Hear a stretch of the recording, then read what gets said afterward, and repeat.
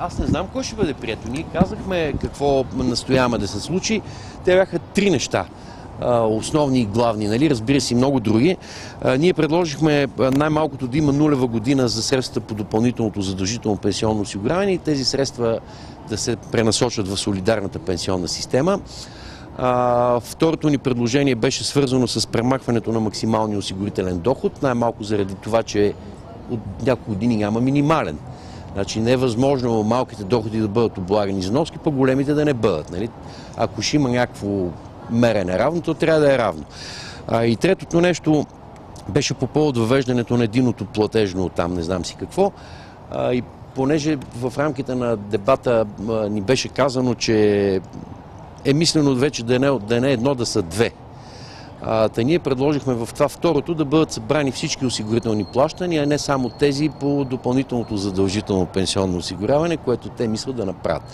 Няма никакъв проблем да бъдат събрани в едно платежно и вноските по ДОО и по здравното осигуряване и всички други. Още повече, че механизма на контрол на НАП е структуриран именно по този начин. Една част от техните контролни органи проверяват данъчните приходи, другата проверяват осигурителните. Пускате ли увеличение на майчинските и детските? Въобще стана ли? Споменахме този въпрос, споменахме това, че това прави неприятно впечатление, че тази година тези плащания са замразени, но във всеки случай ние предложихме един малко по-широк дебат в този контекст.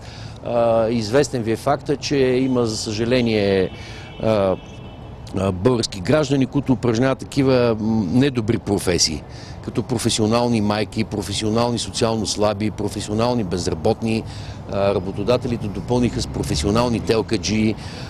И нали, това е тема, по която трябва да се работи, защото една от причините да бъдат задържани тези плащания именно и тая. Ще има ли в крайна сметка увеличение на заплатите на военните?